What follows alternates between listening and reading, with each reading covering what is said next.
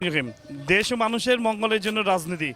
দেশনায়ক তারেক রহমানের এই লক্ষ্যকে বাস্তবায়ন করার জন্যই আমরা রাজপথে আপনারা দেখেছেন যে আমরা পরিষ্কার পরিচ্ছন্ন কর্মসূচি ইতিমধ্যে হাতে নিয়েছি, কিছুদিন আগেও আমরা করেছি এবং এই কর্মসূচিটা আমরা নিয়মিত বাস্তবায়ন করে যাব।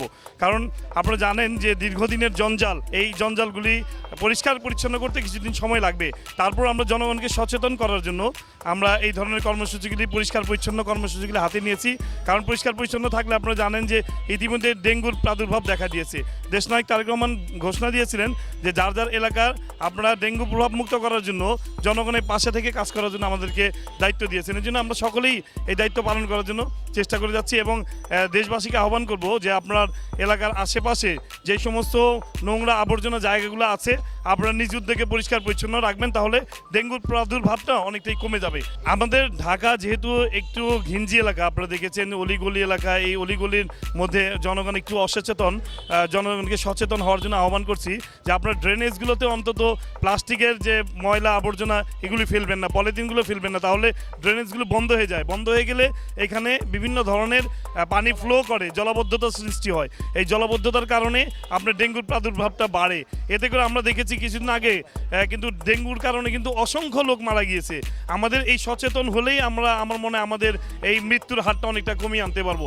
আর আপনারা ইতিমধ্যে জানেন যে ওই আপনি যে কথাটি বললেন যে আপনার এসির কারণে অনেকের আসলে ঘিঞ্জি এলাকা, তো এসি যারা ব্যবহার করেন তাদেরকে অনুরোধ করব আপনারা এসির পানিগুলো যাতে বাইরে কারোর উপরে, অনেকে নামাজ পড়তে যান, এই পানিগুলো যাতে কারোর মুসল্লিদের উপরে না পড়ে আপনারা সেখানে জগ বা মগ অথবা আপনার গ্লান পাইপ দিয়ে আপনারা ড্রেনেজের সাথে সংযুক্ত করে দেবেন, তাহলে অনেকটাই আমাদের পরিষ্কার পরিচ্ছন্নতা থাকবে। আমরা দেশনায়ক তারেক রহমান দেশ ও মানুষের মঙ্গলের জন্য রাজনীতি, এই স্লোগানকে সামনে রেখে কিন্তু আমাদের এই কর্মসূচি এবং এই কর্মসূচি আমরা বাস্তবায়ন করে যাব যতদিন আমরা আছি, ইনশাল্লাহ কাজ করে যাব প্রতিনিয়ত। আজকে আমাদের এই এলাকার সিটি কর্পোরেশনের এখানে নীতি নির্ধারকরা আছেন, কর্মকর্তা বৃন্দ আছেন, ওনাদের সহযোগিতা নিয়েই ওনাদের এই আপনার এখানে সিটি কর্পোরেশনে আরও অনেক কর্মকর্তা আছেন, ওনাদের সহযোগিতা এবং পরিচ্ছন্ন কর্মকর্তারা আছেন এবং আপনার যারা কাজ করে, যেটা পরিচ্ছন্ন কর্মী, মশক কর্মী সকলেই আছেন। আমরা ড্রেনেজগুলোতে মশকের জন্য স্প্রে ব্যবহার করেছি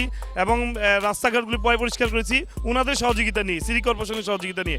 আমরা সিটি কর্পোরেশনকে সহযোগিতা করে যাব, এটা অব্যাহত থাকবে আমাদের এই কর্মসূচি। আমরা মসজিদগুলা, মাদ্রাসা এবং আপনার স্কুলগুলা, আলমারিটুল্লাহ স্কুল, আহমেদ বাউনি তারা মসজিদ এবং কি এই যে কবরস্থান, এই সমস্ত আনন্দময় উচ্চ বিদ্যালয়, এই সমস্ত রাস্তাঘাটগুলোকে আমরা পরিষ্কার করার জন্য এই কর্মসূচি নিয়েছি।